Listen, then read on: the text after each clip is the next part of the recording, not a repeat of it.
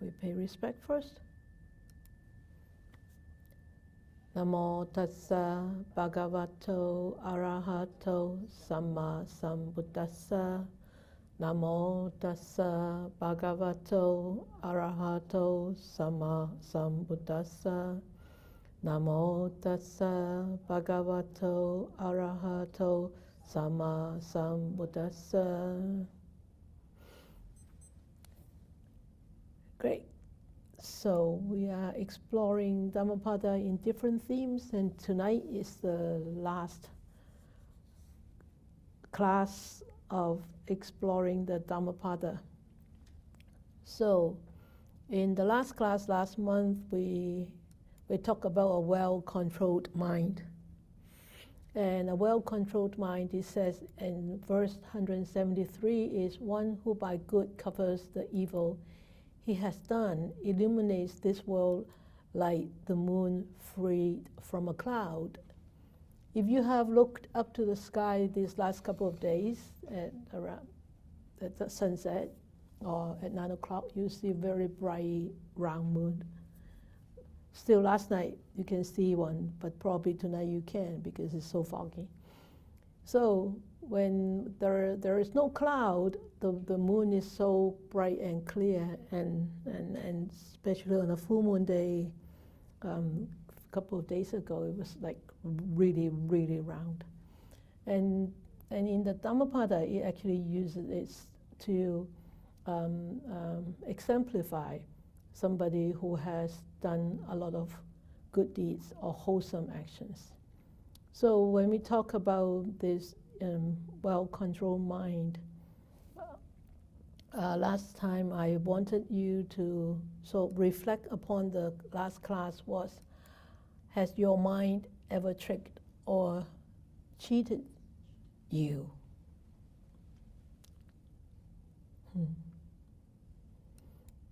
I like these few questions.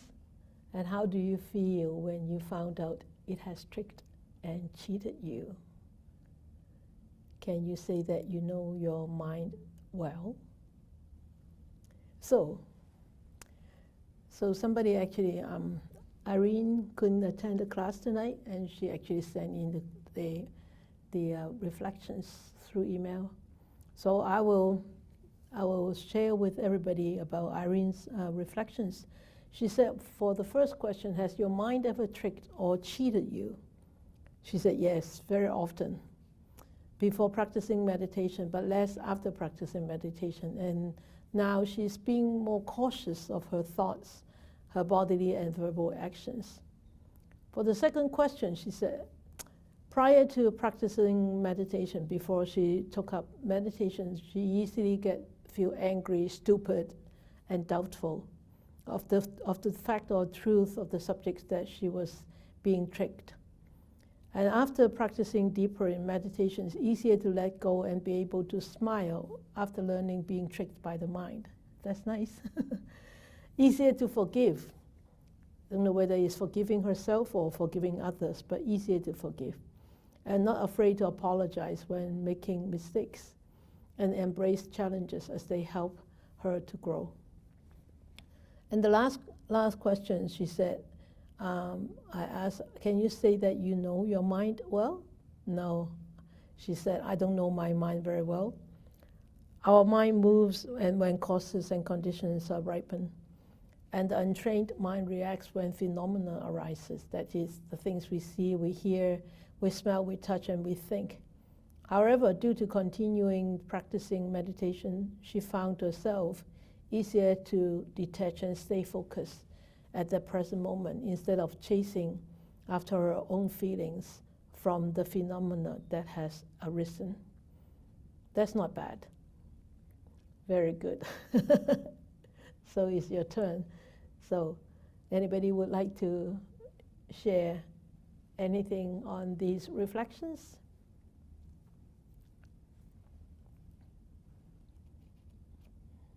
No? Or have you not explored these few verses that we have touched on last time? Anybody? Got a microphone? I'm so surprised you being a teacher and you are so shy to talk on a microphone. Different thing, eh? Yeah, because they are kids.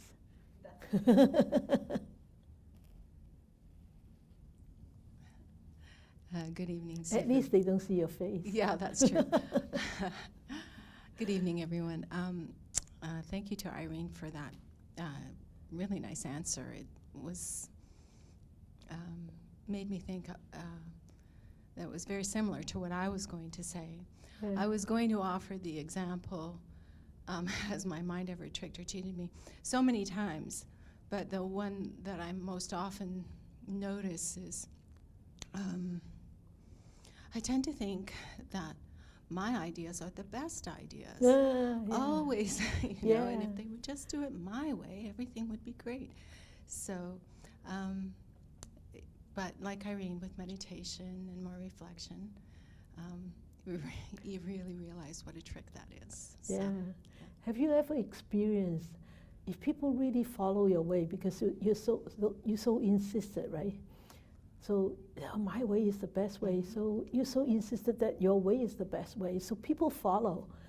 Okay, do it Laurie's way, and it didn't work out. yes, that has happened. How did it feel? Not very good. Definitely. Yeah. But even though not very good, but still we put up a face that, oh yeah, my way is still the best way, but it just didn't work out this time, right? Right. You try to save face. Exactly. Yeah, trying to save face all the time, or shuffle off the responsibilities to other things that could possibly make it don't work, right? Exactly. Yeah. Our mind is really so much smarter than us, isn't it? It's true. Yeah, great. Thank you. That's just nice sharing. Thank you, Laurie. Anybody else? Yeah. Oh, Versha and Laurie and yeah, Nora after Versha. Okay, Versha. Are you there, Versha? She's not there. She put up her hand. Oh, there you go. Hello. Can you hear me? Yes. I'm sorry, I'm on my phone tonight and I can't figure out the video, so I apologize for that. That's okay. Yeah, the question about has my mind ever tricked or cheated me, I'm pretty sure it does that all the time. However, I don't notice it, but the time that I really notice it now is when I'm meditating, and you know how you sit with strong determination, you come to the mat, and I'm like, I am going to stay with my breath. And all of a sudden I'm like, oh, I did not stay with my breath. And I'm in awe of how the mind just wanders away on me. And then all of a sudden, you know, there's this realization, oh, so that is my clearest example of when my mind cheats me. I think. And so that makes me think that, I mean, how often does that happen when we're not, you know, focused and trying to be mindful? And when I don't know that answer, but I think it must happen more often than we think. So you would say that you don't know your mind very well, right? I don't know my mind very well. But the good thing about studying the Dhamma is it actually asks you to look inwards. Yes. Which is not something we're used to doing. Yes. You know, outside of the practice. So Yes. I think that's maybe a really important thing that we all do need to learn to do. Yes. Well, you know, our society actually doesn't teach much on looking inward. It also teaches us. It also always teaches us to look outwards and get things from outside and change others rather than changing yourself, right? Yeah. And it doesn't matter whether it's in the West or in the East, it's really the same. Yes. But, I mean, in the East, I mean, being Chinese, we do have very long history of culture, and there are a lot of good teachings about going inward, like Confucianism or Taoism. But, you know, When at my age, I wasn't exposed to that. I did not have a chance to study those things. So, I wish I had. Only when I actually encountered the teachings of the Buddha, I actually, had this chance of really starting to understand how important it is to really go inward rather than go outward. Yeah. Great. Yeah. Yeah. Thank you, Varsha. Thank you. Yeah. You know what? Your mind really doesn't cheat you. It's just when you sit on the meditation mat and it wanders off. Those are the old habits pattern. Because the mind is so untrained and untamed, so without that mindfulness, it just goes away. But cheating and tricking is quite different from that, I think, right? With an untrained mind, it just goes off, wandering off. But during that wandering off, if there is any scenario that comes up that may trick you to behave differently or to think differently, then that's a trick. Okay? So if it wanders off, it's just that because it's so untrained and so untamed and it's so used to wander off because you never trained it. But so that is one habit. People like to, for example, with people with eczema, they get used to scratch all the time, even though it's not itchy, but that becomes such a habit already. But if it starts to get itchy and the mind says, "Oh, pick on it, it will heal," then you start to pick on it. Then you've been cheated by the mind, by that itchiness, so-called itchiness. So I think that's a slight difference in that wandering thought than the cheating mind. That's how I feel. I may be wrong, but that's how I feel about your wandering mind. Okay, Nora.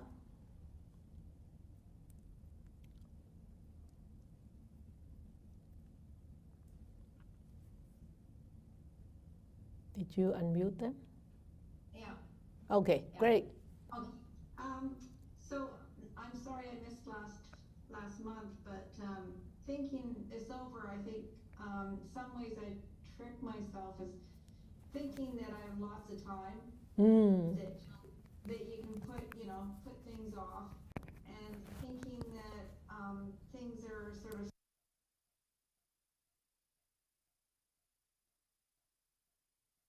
when actually, like thinking that they're stupid or thinking that they're whatever, but we're all sort of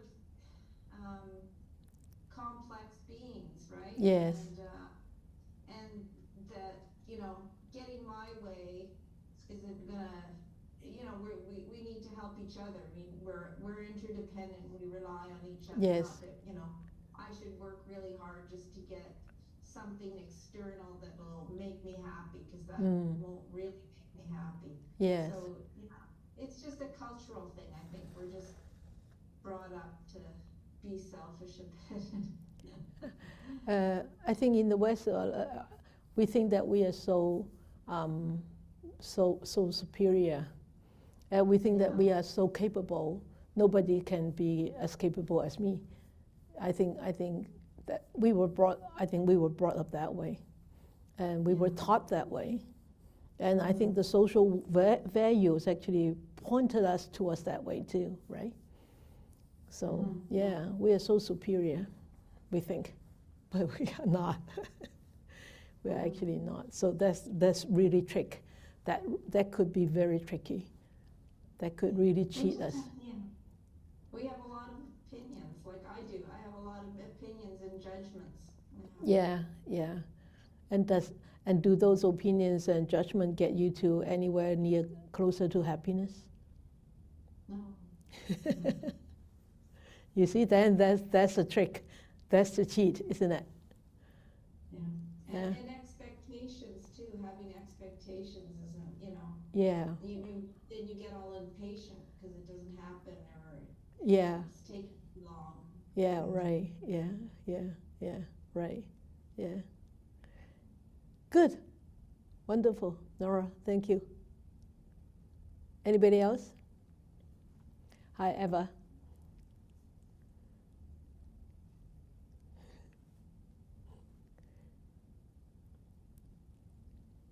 Thank you, Sifu.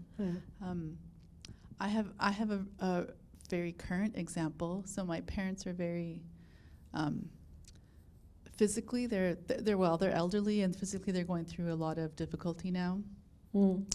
And I went down to help them with their trailer that they've had for like 35, 40 years. And they have to give it up because they just can't take care of it anymore. Yeah. And it's not safe for them to go there.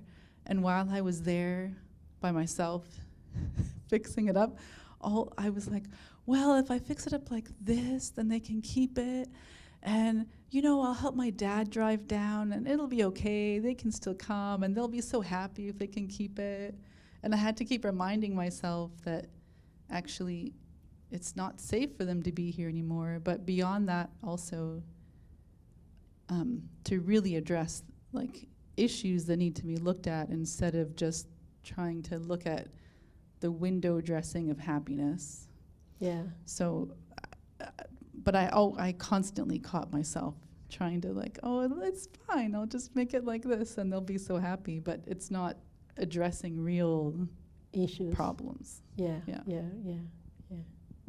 And a lot of times we also sort of giving ourselves reasons to avoid and not to look at it directly. Because, as I always say, it's so ugly. We see ourselves being so ugly, even though on the surface we could be very pretty and good looking, but when these things start to arise and you think, I don't want to look at you, it's so ugly and so naked, and it's just so depressing to see that you are like, I am like this. And it's very difficult to accept that I am like this. Very difficult, because in our head we have an illusion that I'm not like this. I'm way over this, But when it comes out to be like this, no, that's not me. No. So we keep decorating, we keep pushing away, avoiding the situation, avoiding any situation that will sort of allow it to surface again. Hey, no. Push it down, or push it away. Or go sulky for a couple of days, and then the third day, and you go singing in the forest, you go weightlifting, and you let all those negative energy out. You think that's been done with, that's been dealt with. That's good. I'm good to start all over again. No problem. Wait until next time it comes up again. It's even worse. So we really need to face it. We really need to face it. I am a very critical person. I always have critique to so many things, So the other day, I think my way is the best way, right? Always. So there was cheesecake there being offered. So Jeffrey was cutting the cheesecake, and I said, everybody was eating, starting to have lunch and eat. And I said, Jeffrey, eat first, and then eat the cheesecake later. But it was very hot, so the cheesecake was sitting in the dining room 20 minutes, 25 minutes without refrigeration. So I finished first, so I went to cut the cheesecake, and it was mushy on the bottom. So Jeffrey was very kind to come and offer to cut, and I mumbled to him, you know what, you really shouldn't have cut this cheesecake before everybody was eating lunch. And then you know what? You should have put the cheesecake back into the fridge. It's so mushy. It's so hot. And it's cheesecake. And he looked very sort of down. And he said, yesterday when I cut the other cheesecake, it was mushy on the bottom. The paper was mushy, it was soft. Oh, I said, oh, I'm sorry. That's my mistake then. Right away, I sort of apologized to him, but because I didn't want him to feel unhappy, but I already made him unhappy. But I said, I'm sorry. I didn't mean to make you unhappy, but this is how I saw this. But you could have put it back into the fridge anyway, right? Even though I said I'm sorry, but I said you could have put it back into the fridge, right? He said, yeah. Then he walked away. I apologized, but I did apologize at that time. I did apologize with sincerity because I knew why it was mushy on first day, but on second day it make it more mushy by being left in the room for over 25 minutes. The first day it was mushy. I could understand why, because people took it from Vancouver to here, like 1 hour and then 15 minutes, because they came for meditation in the morning on Sunday morning. So even though they had a cooler, but still, right? So I could understand that. But that day, on Monday, when it was served, then I think it should be, dealt with in a better way. So, our mind really tricked us, and really, really tricked us, because we think that our way is really a very good way, or not even not the best way, but our way is way much than everybody's way. Might not be the best, but better than your way, better than your way. Yeah, so it's really difficult to keep a track on our mind if one allows this mindfulness to slip away all the time without building it up. It's very, very easy to be tricked by it. Okay, especially when we are on the go, right? When we are on the go, all the senses are so active, it's so difficult to keep track. Very difficult to keep track. Yeah. So, don't worry, I made the same mistake. I constantly being tricked by my own mind. But you have to be better than me, All right, any more sharing? Okay, all right, then we go on we start tonight class. So we have done that. Last time it was about the mind. So this time is about benefits or no benefits. Benefits because of practicing, or no benefits because of not practicing. So, what does the Dhammapada teach in this? And benefits actually could happen in this life, happen in next life, or happen in many, many lives that follow.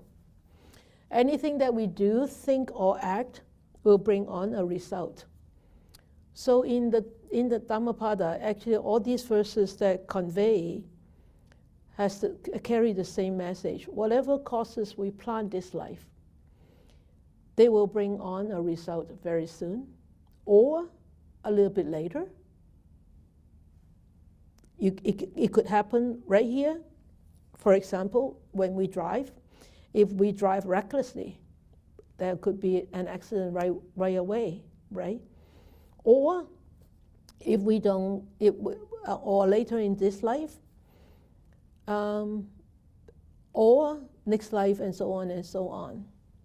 So in the whole, within this whole book, for the 423 verses, there are actually a lot of verses talking about the law of karma, the law of cause and effect, and its actions, and which actually tells us our morality actually determines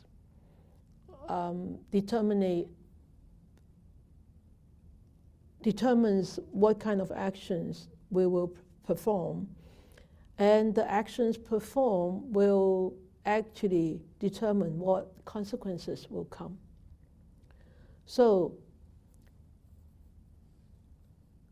we need to be very, very mindful, because with wholesome, good actions, that was definitely will end up in happiness.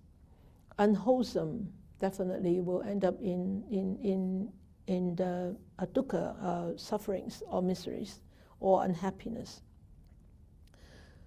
So do not misunderstand or do not mislead yourself that karma equals fate. Karma doesn't equals fate. This is a total misconception. And in what the Buddha actually taught, karma doesn't equals fate. Okay? Karma means volition, action, and actions come from intention, and which may manifest itself outwardly in bodily performance or verbal performance, or remain internally as unexpressed thoughts, desires, or emotions. So in the past 11 classes, we have actually studied on how wholesome karma or actions rooted in mental states of generosity, detachment, goodwill, and understanding, and unwholesome karma action rooted in mental states of greed, hatred, and delusion. So all these will actions we perform in the course of our lives may fade from our memory without a trace, but once being performed, they leave subtle or very strong imprints on the mind, which become the seeds with the potential to come to fruition in the future when they meet the right kind of conditions that are conducive to their ripening. So let us look at Dhammapada on the benefits of when we practice morality, cultivating samadhi, and developing wisdom. What kind of benefits, or when we don't practice, what kind of disadvantages it will bring? Okay. So verse 19. It says, although he recites many secret texts, if he does not act accordingly, that heedless man is like a cowherd who only counts the cattle of others. He does not partake of the blessings of a holy life. So this is actually a very, very good story. And the story actually, the Buddha actually, because of this story, the Buddha gave two verses, verse 19 and verse 20. So 20, it says, although he recites few secret texts, if he puts the Dhamma into practice, forsaking lust, hatred, and delusion, with true wisdom and emancipated mind, clinging to nothing in this or any other world, he indeed partakes of the blessings of a holy life. Remember, the holy life is right here, right now. It's not the past, okay? Nor the future. It's this life. So, verse 19 and 20, it talks about two friends when they, the Buddha actually uttered these verses at Jetavana Monastery with reference to two bhikkhus who were friends. They came from a very noble family. Both of them came from Savatthi, and one of them are very fluent in the literature, in the Tipitaka. That means the literal part of the teachings, and very proficient in reciting and preaching all the texts. So he has a group of 500 monks and bhikkhus, and became instructor of many different other groups. But the other friend, who was also a bhikkhu, very strive very ardently and diligently in meditation, in vipassana meditation, and attained arahantship, and together with supernatural power. So on one occasion, when the two bhikkhu came to pay homage to the Buddha, they met at Jetavana Grove, Jetavana Monastery, and the first master who was fluent in the Tipitaka did not realize that the other one has already attained arahantship. Of course, as I always say, if you're a high school student, you wouldn't know what a university student or a PhD student is studying. But a PhD student would know everything about high school and junior high, whatever, right? So it's the same with this one. So he because he was so fluent, he was so arrogant, and he belittled the other bhikkhu, thinking that this old bhikkhu knew very little about the sacred texts. So he thought of putting questions to the bhikkhu who actually attained arahantship. The Buddha at that time actually knew this Tipitaka bhikkhu was going to give this arahat bhikkhu a hard time. So, the Buddha stopped them and then brought them to a place that, okay, let us sit down and you share with me of your progress.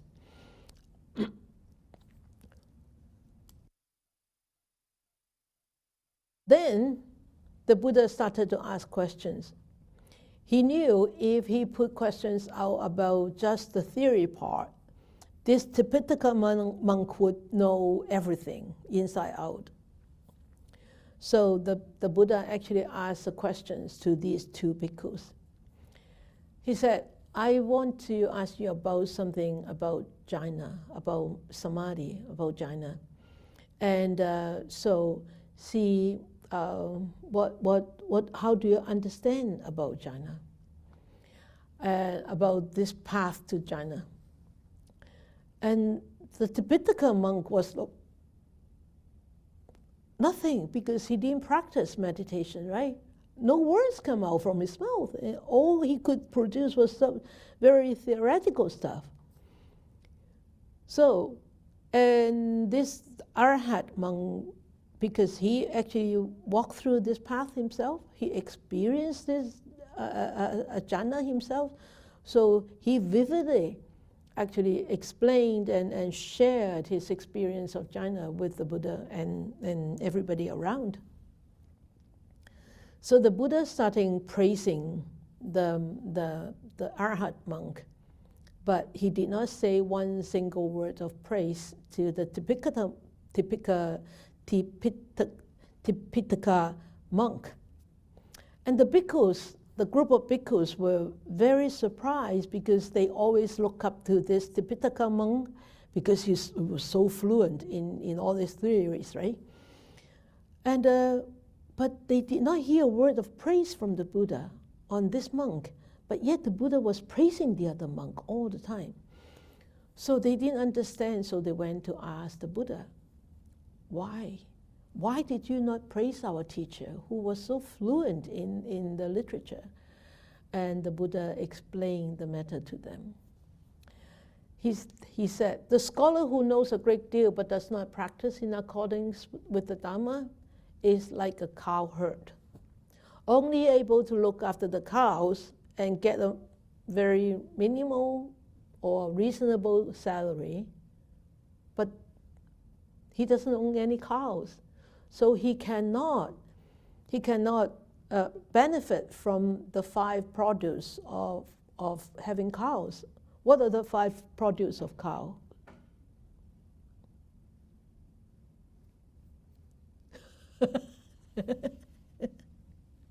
Milk, cream, butter,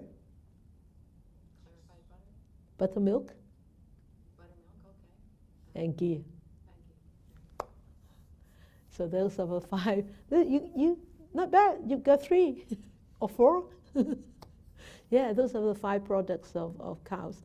So the Buddha said the one who is like very fluent in secret texts would not benefit from the 5 products of cows, because he doesn't own those cows, right? He only get a salary.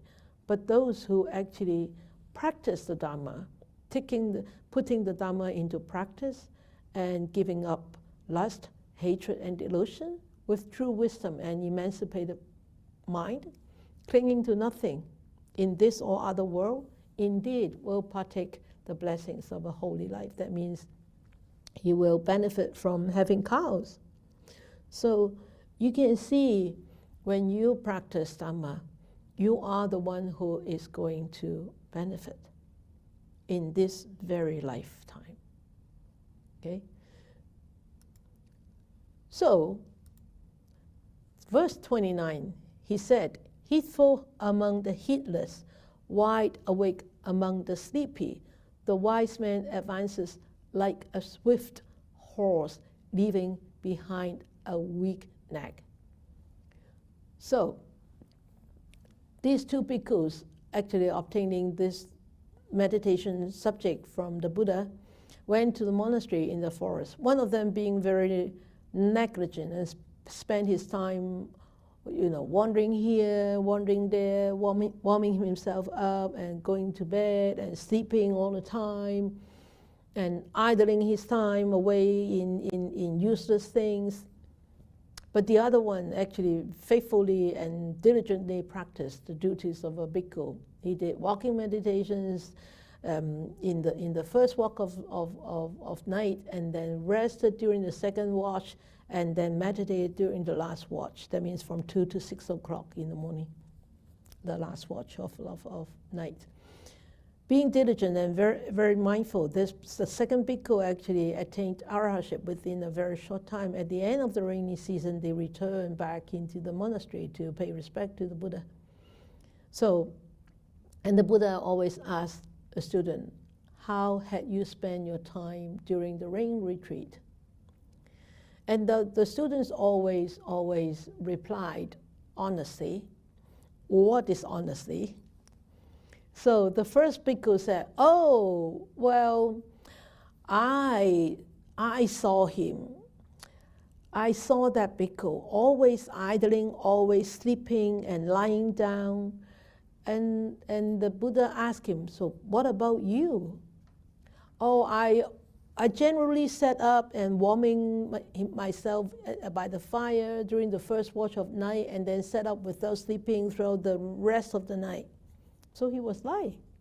He lied. But he think that he could lie to his teacher. But Buddha knows everything, right? So the Buddha knew quite well how the bhikkhus, 2 bhikkhus had spent their time.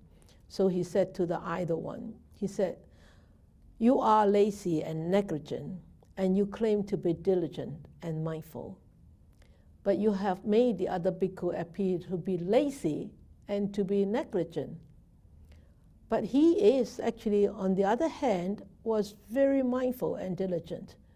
You are like a weak and very slow horse compared to my son, who is like a strong horse." So the Buddha actually said these verses in here, he's 29. It said, "Mindful, heedful among the heedless, wide awake among the sleepy, the wise man advances like a swift horse, leaving behind a weak neck." So leaving behind a weak neck, that is the benefit of practicing diligently in this lifetime.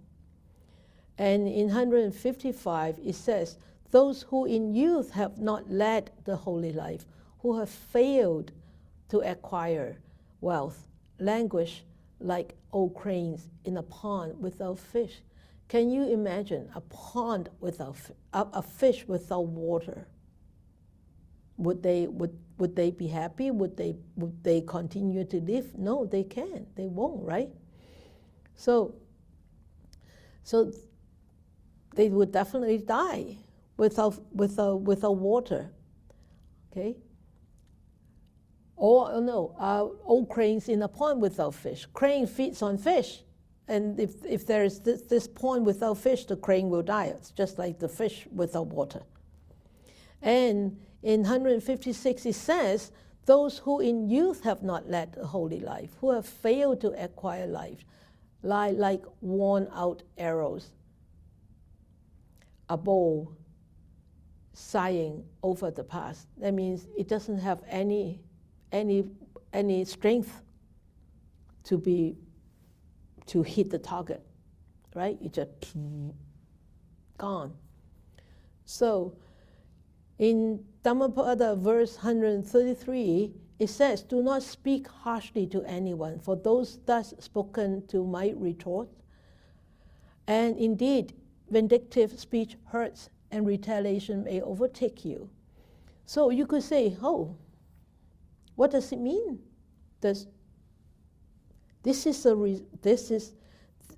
Retaliation is the result of speaking harshly. And it happens right here, right now, in this very lifetime. Or even in this very moment. When you speak harshly, people may retaliate right there. We have seen so many incidents, right? People get the gun out and gone. Or people get their knives out and stab, die, or strangle, or whatever, or end up in fights, or end up in prison, or end up, losing one leg, one eye, whatever. Because why? Because the harsh speech. So 134 and 134 and 133. No, it's just 133. So we need to remember, we need to be very mindful of our speech. And the story tells actually about this Thera Konda Dana. When the Buddha actually resided in Jetavana monastery, where he actually spent a lot of time, he actually uttered these verses with reference to Thera Kondanana. And when this monk was admitted to the order, everybody saw that he was followed by a woman. He always have a woman next to him, by his side. And he himself did not see her. And he did not know about it, and nobody told him. So when he was out on alms, and people would offer 2 spoonfuls to him, okay, and this is for you. And then another spoonful to him is, this is for your female companion. Ooh, wow. And seeing the bhikkhu going about with a woman, people started rumors and started gossiping. And eventually, people went to the king. So they went to the king, King Pasenadi, and they say, and this bhikkhu always went out for alms with a woman, and it doesn't look nice, And then they said to the king, I think you should actually get rid of this bhikkhu from the sangha, and because he doesn't have any morality, and you should actually kick him out of your kingdom. So the king went to the monastery where that bhikkhu was staying, and surrounded the bhikkhu with all his men and soldiers. So hearing noises, all these bhikkhu came out from their residence and stood at the door, and they saw that there was this bhikkhu with a woman.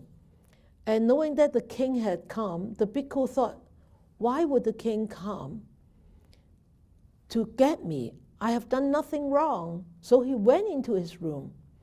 Once he went into his room, the king followed, But the king inside the room didn't see any woman. Only when he was outside, the woman appeared. And so the bhikkhu talked to the king, I don't have a woman. Look, I do not have no woman here. And the king saw, yeah, there's no woman here. So the king believed that that woman was not real. So the bhikkhu must be innocent. So he actually forgave the bhikkhu, and he took one step forward. He invited the bhikkhu to have alms, to offer alms to him. So the other bhikkhus were very puzzled. Why? He had no moral. He had a woman next to him, and now the king, instead of driving him out of the kingdom, driving him out of the sangha, he invited him to receive alms. The bhikkhu said, and those bhikkhus said something to the bhikkhus, you are doomed. You shouldn't go to the king, and you have a woman all the time. And the bhikkhu said, I did not have a woman. You are the one without morals. That's why the king now invited me to go, because you are the ones with the women. I don't have the woman. So they were fighting, right? And so the bhikkhu went out for alms to the king, and then the other bhikkhus went to the Buddha. And the Buddha said, okay, send him here. So Kondadhana actually went to see the Buddha, and the Buddha said to him, the Buddha called all the bhikkhu his son. My son, did you see any woman with the other bhikkhus that you have talked to them about? And you have not seen any woman with them? And he said, no, I haven't. But they have seen a woman with you. I see that you do not realize that you have been cursed because of an evil deed that you have done in the past life. And the bhikkhu was shocked because of past life deed. Now I had a woman following me all the time. That's unrealistic. So the Buddha told him the story. He said, you were a diva in one of your past life, in one of your existence. You were a diva, like a heavenly being. During that time, there were two bhikkhus who were very much attached to each other. And you didn't like it, and you tried to create trouble between the two by assuming the appearance of a woman and follow one of the bhikkhus around for that evil deed, because you wanted those two bhikkhus separated from each other. So you appear as a woman and follow one bhikkhu. And because of that ill intention, you are now being followed by the image of a woman. So my son, in the future, do not argue with other bhikkhus anymore. Keep silent, like a gong, with the rim broken off, and then you will realize Nibbana. That's 134. If, like a broken gong, you silence yourself, you have approached Nibbana, for vindictiveness is no more in you, harsh speech, and no more retaliation from others. So this is the story of Thera Kondadhana, about past life unwholesome deed, bringing on to this life difficult life situation that he faced. A woman following a bhikkhu, what kind of scene is that, right? So 89, he said, those whose minds have reached full excellence in the factors of enlightenment, who, having renounced acquisitiveness. After this facial palsy, I have so much difficulty in pronouncing all these words. I need to practice more, make more funny face, and it's been 20 years, almost 20 years, and rejoice in not clinging to things, rid of cankers, glowing with wisdom. They have attained Nibbana in this very, very life. So you can imagine when we practice factors, how many factors of enlightenment?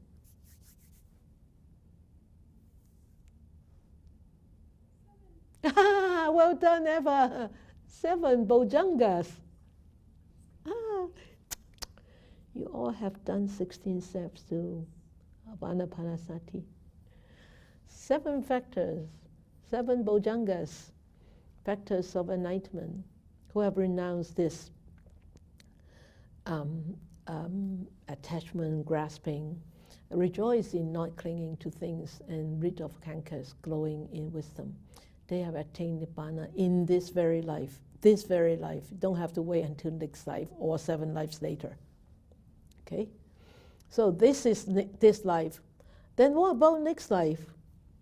Any effect will, this very life, it will happen this very life or over the course of many lives in the future. Okay? So verse 85, it says, few among human beings are those who cross to the farther shore. The rest, the bulk of people, only run up and down the hither bank. So, and 86, it says, but those people who act according to the perfectly taught Dhamma will cross the realm of death, so difficult to cross. So that means you're crossing from this side of the bank to that side of the bank. That means you cross into deathlessness. Oops. Okay, so the Buddha actually uttered these 2 verses at the same time, with reference to a congregation of people who come to listen to a religious discourse in Savatthi. And one of the group of people from Savatthi made special offerings to the bhikkhus collectively, and they arranged for some bhikkhus to deliver discourses throughout the night in their own vicinity. And many in the audience cannot sit up and stay awake, and only just a few could stay for the whole night and listen to the discourses. This is a very common tradition in the old days. During the Buddha's time is bhikkhus take turn to give discourses throughout the whole night. And people would gather together, and it's very difficult to actually stay up for 24 hours, so continuously listening to discourses, unless you have very strong samadhi, and then you will just be, sitting there and practicing and listening to discourses. So there were only a few who were really able to listen attentively to the discourses. So at dawn, when the bhikkhus told the Buddha about what happened the previous night, the Buddha said, most people are attached to this world. Only a few can reach the other shore.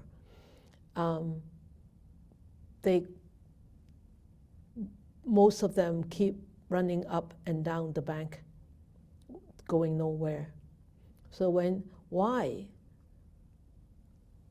would only so few are able to cross to the other side? And what does the Buddha mean only a few could cross and most of them actually keep running up and down the bank? What does he mean? Most of us are so ignorant. And we, as Nora just pointed out during the reflections, we think that we still have a lot of time. We think that this is not urgent yet. The other things are more urgent. The other mundane things are more urgent, worldly things are more urgent. So we put this spiritual practice on the side. So when you read these verses, can you relate them to yourselves? Aren't we like those beings? We are just like them. We keep running up and down all the time on this shore and being lost in these runarounds. Like Canada introduced this roundabout, right? In the exits within this last 10 years or so. And I always like to use the roundabouts as a scenario to samsara, continuous birth and death. So in the roundabout, if you don't know how to read those signs, this goes to bridal fall, that goes to Agassi, and if you don't know, or that goes to Shamnik, and if you don't know if you want to go to bridal fall, or you want to go to Shamlik, but you take the Agassi part, then it's gone. Then you have to come back again, and next time you miss that, or you went to bridal fall, come back again. You see, that's our life. We live this life, we're gone. Oh, we're running in a circle again. Oh, come back. Hopefully come back. I don't know. As a human being, have to be very, very moral in order to be reborn as a human being. Have to have a lot of merits in order to be able to be reborn as a human being next lifetime. And then next lifetime, we keep on chasing. Keep on running around again. But it's only different roundabouts. Maybe this time it's not at the Press Road. Maybe next time that was McCollum Road, right? That is a bigger one with the Clearbrook Road with a big raspberry sign there, right? Right? Running around. Why do we keep running around? Because we are ignorant and we think we have time. It doesn't matter. This is only a minor offense. Why do I have to let go? I'm not wrong. They are wrong. Who wins at the end? Who loses at the end? Right? Us. We lose. So, but those people who act accordingly to the perfectly taught Dhamma will cross the realm of death. So difficult to cross. And the monk who delights, verse 32 is that the monk who delights in heedfulness and looks with fear at heedlessness will not fall. He is close to Nibbana, next lifetime. Through many a birth in samsara have I wandered in vain, seeking the builder of this horse. Of life, repeated birth is indeed suffering. Verse 153 and 154. O house builder, you are seen. You will not build this house again, for all your rafters are broken and your ridgepole shattered. My mind has reached the unconditioned. I have attained the destruction of cravings. So,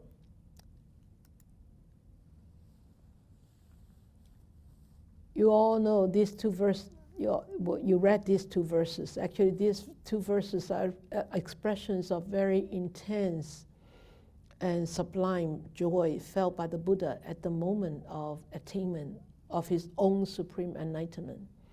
And after enlightenment, he actually uttered these two verses. And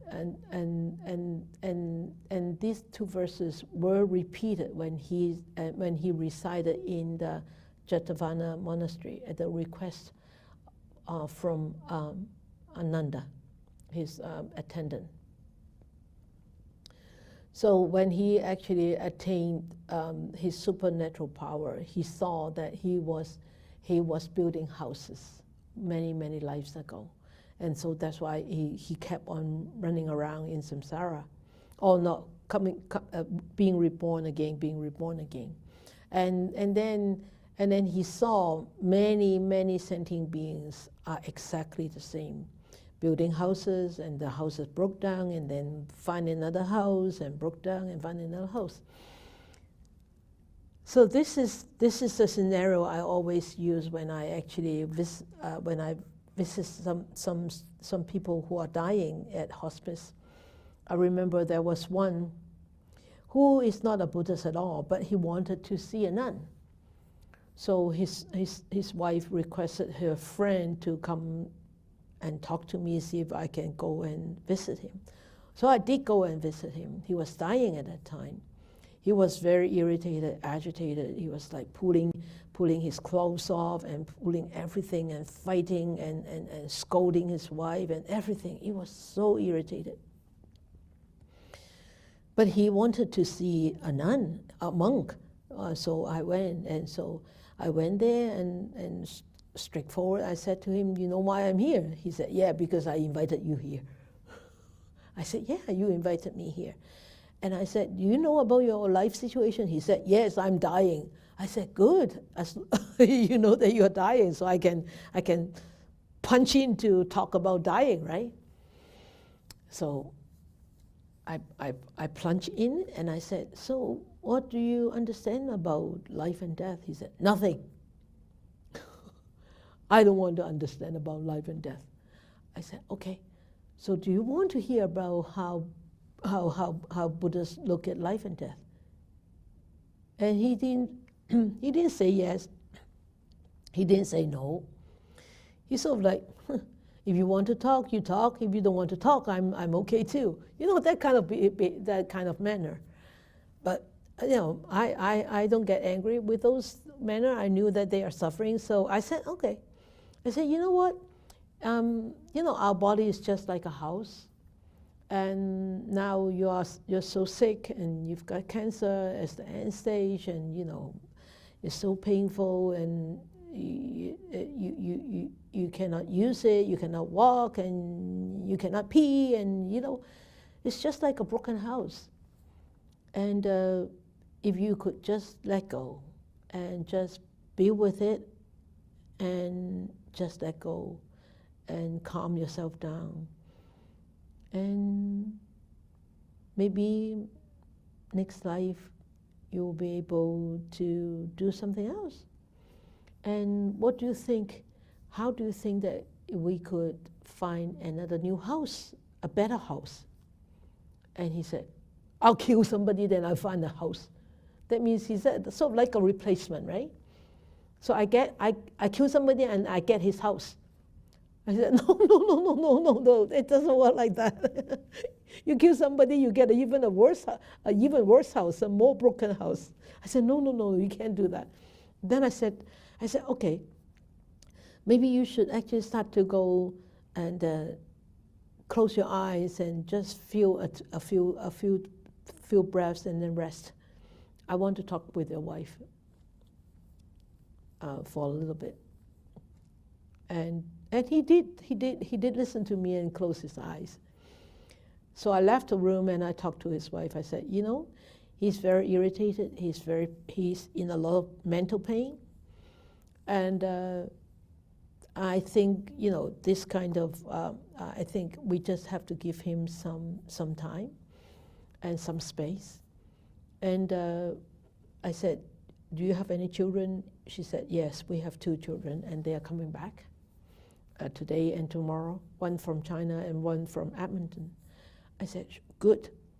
Okay, when the one comes back from Edmonton, I think you both of you should sit together with him and acknowledge his, you know, his performance in this life, achievement in this life. He has been such a great father, and blah, blah, blah, blah, and, you know, looking after the family so well, worked so hard, and blah, blah, blah, blah. Whatever good traits that you have seen from him, just tell him. Keep talking about that, even though if he doesn't pay you any attention, or even though he might be sleepy, just like casual talk and talk and talk. And I said, you know, all this theory is not going to help him. All this a spiritual talk is not going to help him much. But I think the family support is very important for him at this moment. And so the next day, the lady called again and wanted me to go. But that day I had my eye operation, I couldn't go. And he actually asked to take refuge. But he couldn't say that he wanted to take refuge because I gave him a rosary bead, rosaries. He kept pointing to the rosary bead. And the wife understood. He said, "Did you want to see Sifu?" And he nodded. So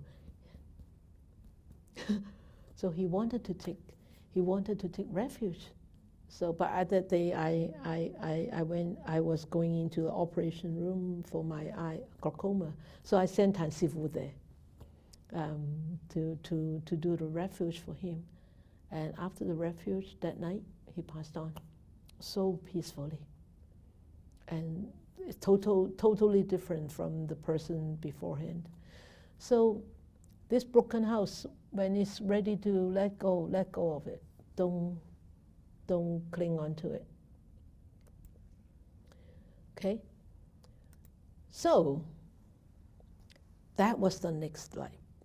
And this world and the next world. So that means the benefits of this life and the benefits that come after.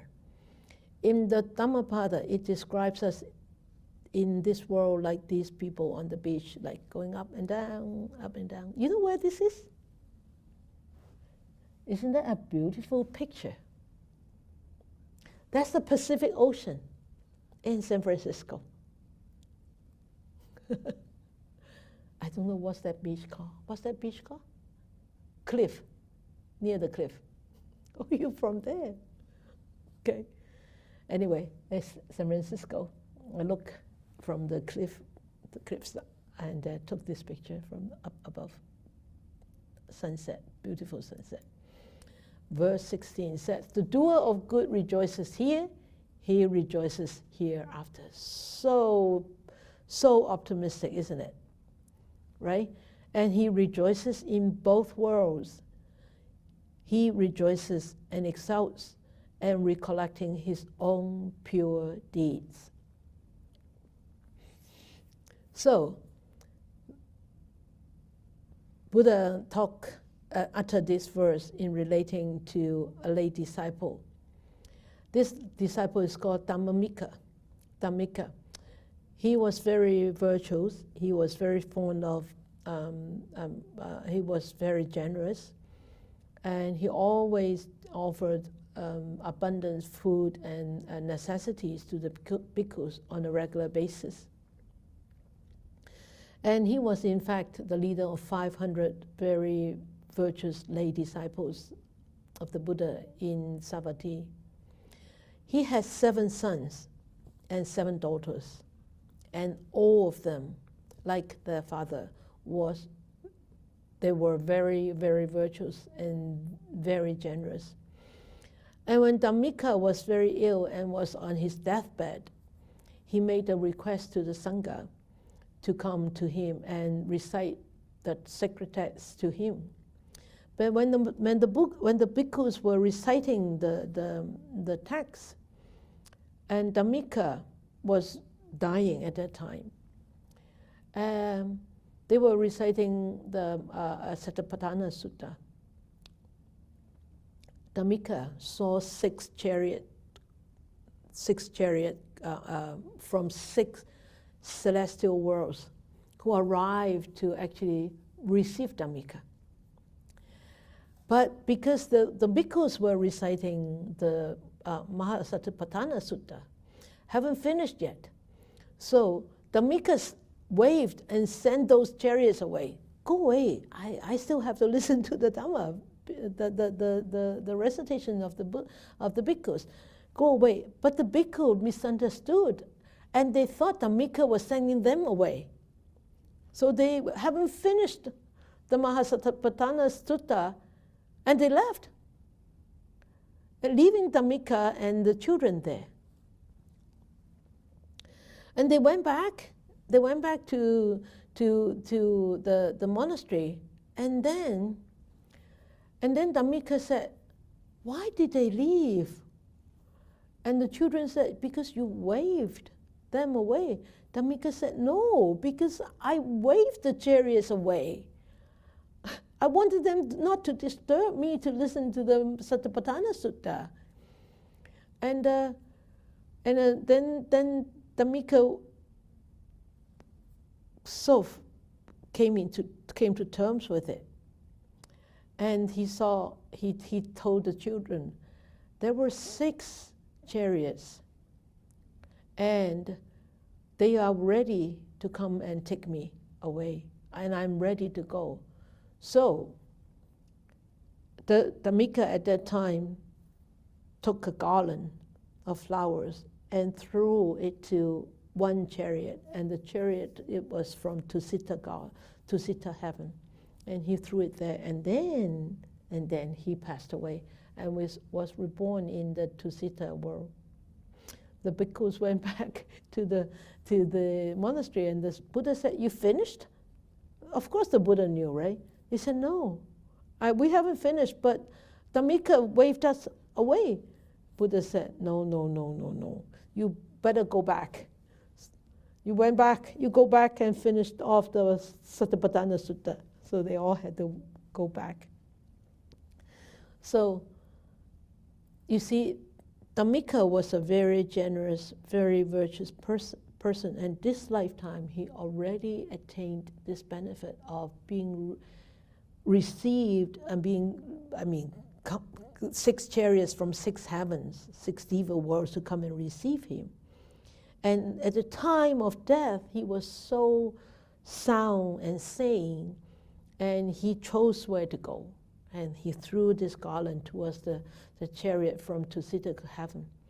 So, and he actually was reborn. So this life and next life. And he could still continue to practice. So, and then verse 18, it says, "The doer of good delights here. He delights hereafter. He delights in both worlds. The thought, 'Good have I done,' delights him, and he delights even more when gone to realms of bliss." But those who actually gone from realm of bliss because they have performed well this lifetime. But what about those who don't perform well or who don't do good deeds? The evildoer grieves here. He grieves hereafter. He grieves in both worlds.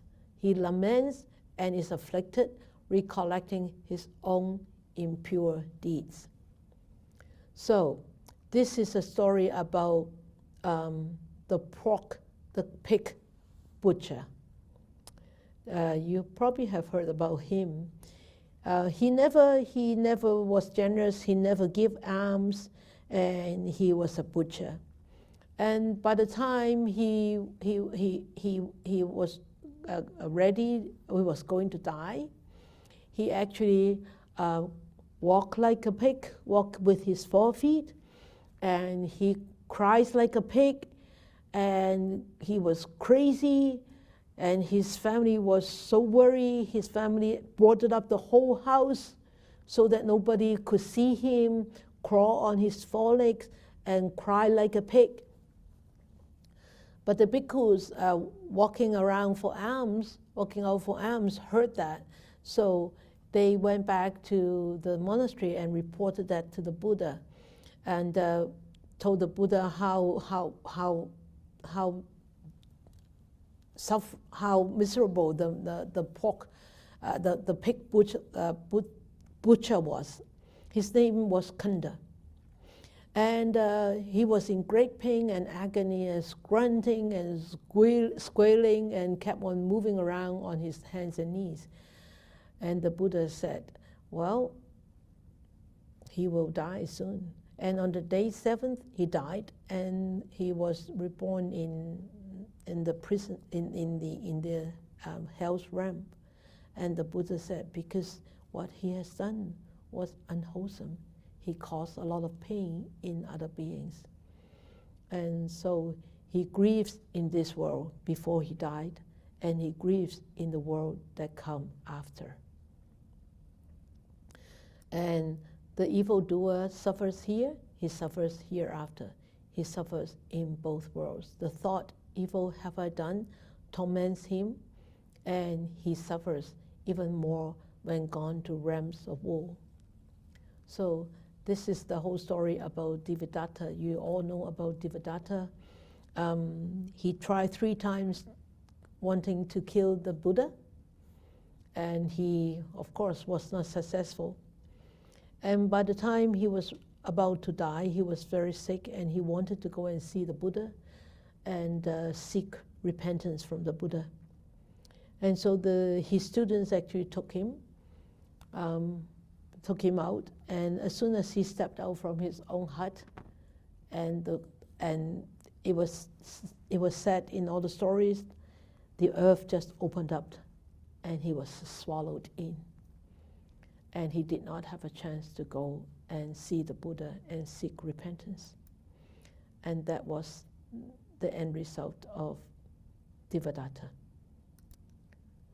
And so,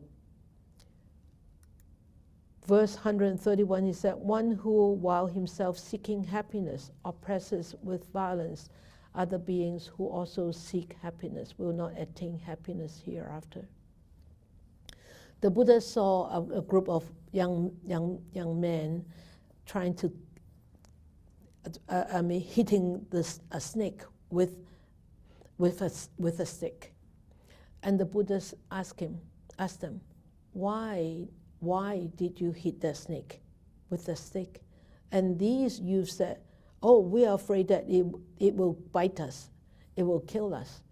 And the Buddha said, if you do not want to be harmed, you should also not harm others.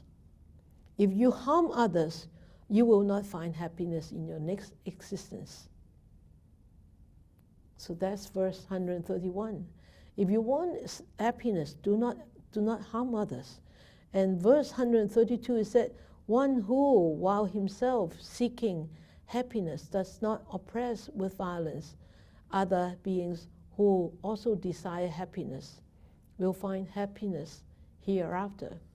We, as human beings, always wish for the same thing. What is that thing? Happiness, right? We want happiness in this immediate visible life right now. And the way to live at peace with ourselves and with our fellows, to fulfill our family and social responsibilities, and to restrain the bitterness and conflicts and violence which will infest human relationships and bring on immense sufferings within this lifetime to ourselves, to others, to society, and to the world. So the baseline of cultivating happiness really is nothing but morality. If we don't want people to steal things from us, we do not steal things from others. If we don't want people to harm us, we do not harm others. If we do not want people to hurt us, we do not hurt others. It's just so simple. So if we want to be happy, so we want others to be happy. And if we want others to be happy, we want ourselves to be happy too. So it's vice versa. So we need to concern for our own integrity and our own happiness, our long-range happiness, not just a short-sighted happiness. Oh, I just want today to be happy. No, we want to be happy throughout this lifetime and throughout into next lifetime. And we want others to be happy as I am, because we are all human beings. And we also respect other beings, like a dog, a cat. And I've seen news about people gluing a cat with cement on a road, with cars going back and forth. What's happening to these people's mind? Or putting a puppy into a garbage bag and just throw them out of the car? What happens with people's mentality nowadays? What happens to this world? Why are people so cruel? Think about if that is their baby, if that is their child, if that is themselves, what would they feel? How would they feel? If we put ourselves into others' shoes, I think we will be a much, much more compassionate and considerate person. If we put ourselves into others' shoes more often. Don't you think so? Right. So if we want this life to be happy, to have happiness, I think we should start right away to build up our morality, our generosity, our compassion, our consideration, and let go of more craving, let go of our anger, let go of our ill will more often. And even though you don't need to wish for happiness in the next lifetime, but it will naturally come your way. You don't need to wish for it. It will come your way because of this lifetime performance. So, I still have reflections for you to do homework. After 12 sessions on exploring the Dhammapada, is there or are there any topics or verses that really touch your heart, make you think?